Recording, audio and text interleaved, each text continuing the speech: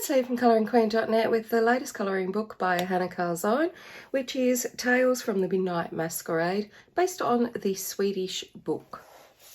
This is the English imprint, and the English publishers are the same as Hanna's previous publishers, which she has used to print her books in English. But as you can see up against Magical Dawn, this book is significantly smaller than her previous books. Now the reason for that is that previously her Swedish publishers had a larger format and the new publishers wanted a smaller format.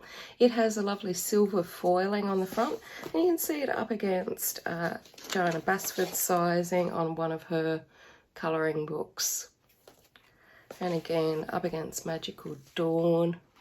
Now you'll also notice that it's thinner. That's because it has 64 pages, whereas Magical Dawn has 96 pages. I'd be really interested to know how you feel about the new format of the colouring books. So we start off just as normal with the black protective cover and a nice little title page there. Good spot to test out your mediums. Now the paper is the same to me as previously used, so it's an off-white medium quality. With double page printing, the book is not laying down flat at the moment, but I'm sure with a little bit more spine cracking that it will. Now we've got double page scenes in here that do go across the page, but they're all very nicely laid out and centered and positioned, and now it's starting to loosen up, and this is a stitched and glue binding, so it's starting to loosen a bit, so it should be no problem at all to colour in those ditch bits once you get going. Now the theme of this book is the Midnight Masquerade, and I'm actually quite surprised by the pictures in this book because they're kind of different from her previous books. They're a lot more whimsical and fun and cute, and I actually really like the images in this book. We've got clowns, we've got cats, we've got people, and of course all the jewels that she does so often. I also like how she's incorporated elements from pictures so that you can kind of practice on them if you wanted to. I like these sorts of scenes, the sweets and the lollies, and it seems to be running with a cohesive theme. It seems to be things that you would expect from a Midnight Masquerade. I'd probably expect a few more face masks on people, but I guess that's just me. And I obviously love the liberal amount of bunnies that have been sprinkled in this book. That's always a plus. And of course the kitty cats. And as usual, she has her beautiful girls in here, which are a constant theme.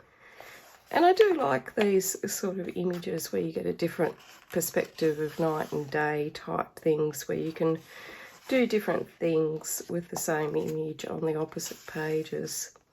Got some gorgeous florals, and again they're elements taken from the picture there, so it kind of works really well, I think. And we've even got the critters getting in on the celebrations with all the little potions there.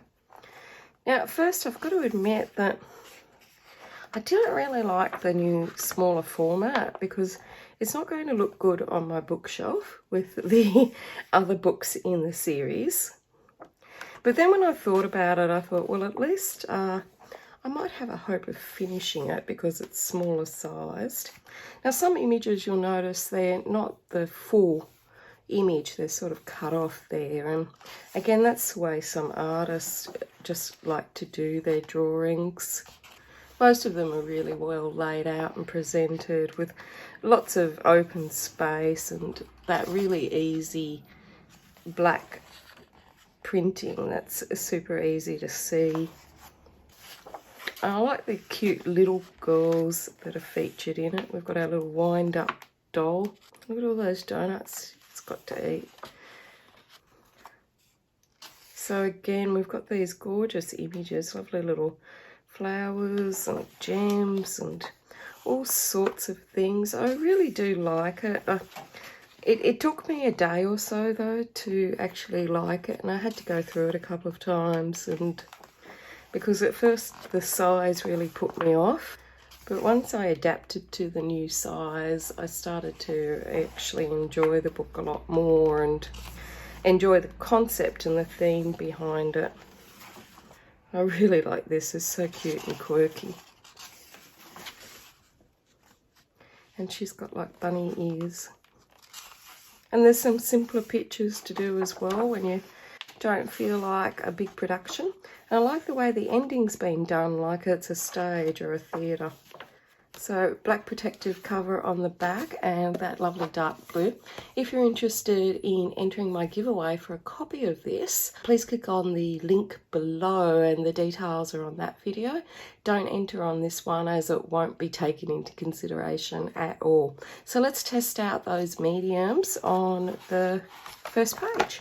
So I've just got some Inktense pencils, so I might just see how they go on the bunny. And we'll just do a little bit. I don't want to do a whole picture because I'm actually standing up. So we'll just do a little tiny bit, see how it works. I'm sure it'll work fine, but you never know.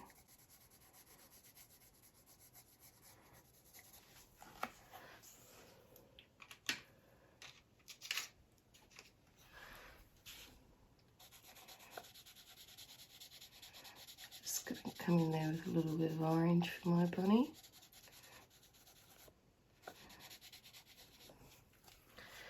And we'll see how that goes by adding a bit of water to it.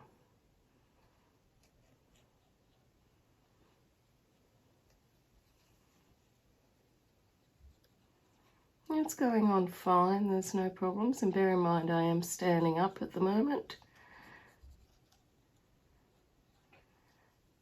The page is not peeling or buckling in any way.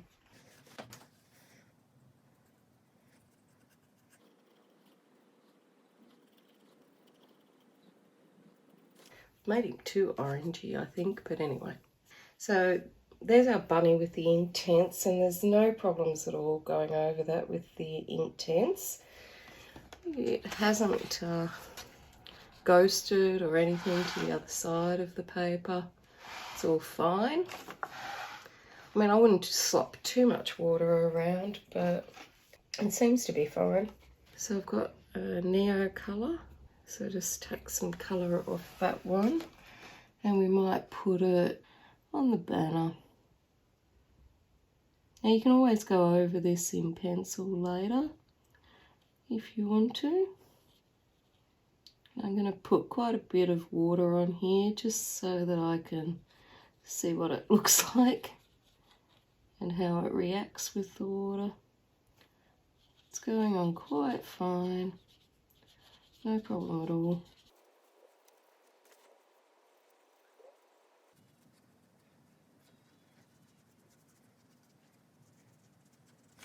Now I have put quite a lot of water on this part and it is buckling the page a bit. Now that doesn't really bother me, but if it bothers you, just wait till it dries and then, you know, put something heavy over it to flatten it back down again.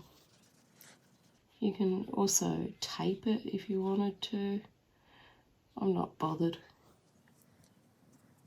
I expected, because I was using a lot more water because I wanted to see what it did, that it would buckle, so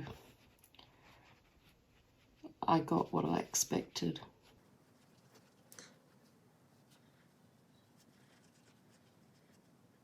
Now just wait for it to dry if you wanted to add more colour to that, because otherwise it really probably will damage your page. But look, I slopped on a stack of water on there and it's still fine, other than it's buckled a bit. And on the back of the page it's still absolutely fine. So let's try out some Prismacolors and some polychromos. So I've just got a couple of polychromos. And the polychromos feel really nice going on. I actually really like them on this book, even though they're usually not my first preference. I usually like my Prismacolors the best, but we'll see how they go. And I'll probably come over here once it's dried and add some pencil over the top of that, because I'm so far away from it, I wasn't really getting the look that I was after. So we'll just try some Prismacolors. Now these are going on nicely as well, but they've got a different feel. They're feeling a little bit smoother than the polys, but the polys did feel very nice on here. I mean, either way, they're both lovely pencils.